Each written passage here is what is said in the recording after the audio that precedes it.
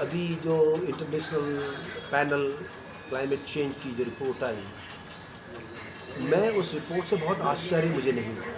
क्यों नहीं हुआ कि जो उन्होंने कहा वो हिमालय में, उत्तराखंड में पिछले 10 सालों से लगातार हो रहा है। कारण कि दुनिया का तापक्रम किसी भी रूप में जरा भी कहीं पे भी बढ़ा, उसका पहला और बड़ा असर हिमालय पे पड़ता है। और इस पूरी ग्लोबल वार्मिंग, क्लाइमेट चेंज ने हिमालय को और संवेदनशील कर दिया।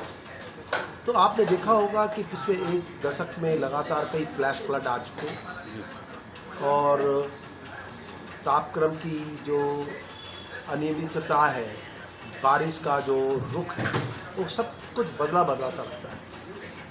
उसका बड़े कारण के पीछे यही है कि जब कार्बन एमिशन ज़्यादा होता है तो कार्बन एमिशन तापक्रम को औसतन बढ़ा देता है, और जब तापक्रम औसतन बढ़ जाएगा तो उसका सीधा असर मानसून की गति और दिशा में भी पड़ता है। इसके साथ ही ह्यूमिडिटी, जो उमस कहते हैं, जब वो बढ़ती है मैदानी इलाकों में, और ये उमस जब हवा के साथ पहाड़ों में जाना शुरू करती है, जैसे ही तापक्रम नीचे जाता है वो वहाँ पे एक साथ बरस जाते हैं। तो ये विज्ञान है, ये विज्ञान की परिभाषा है कि क्यों फ्लैश फ्लड हमारे बीच में ज़्यादा हो रहे हैं।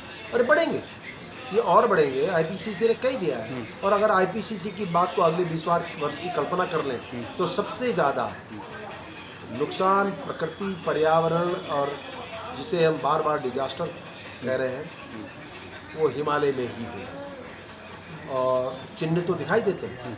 तो मुझे लगता है कि हिमालय दिवस जैसे कार्यक्रम लोगों को एक साथ जोड़ करके इन तरह की चिंताओं का एक पहल है, और पर्व भी है। भाई साफ सी बात है, हम होली मनाते हैं, दिवाली मनाते हैं, तो जब इनको मनाने के लिए पर्व जो कुछ भी वो देते हो, पर हिमालय तो उनसे बहुत ज़्यादा कुछ देता है। प्रभु भी दिया, प्रकृति भी दी, हवा दी, मिट्टी दी, जंगल दिया, सब कुछ दिया। इसलिए मैं व्यक्तिगत रूप से हिमालय को पर्व की तरह मानता हूँ। प्रभु और प्रकृति में कोई अंतर नहीं है। ये ही भावना हम सबके बीच में बांटना चाहते हैं हिमालय दिवस के माध्यम से।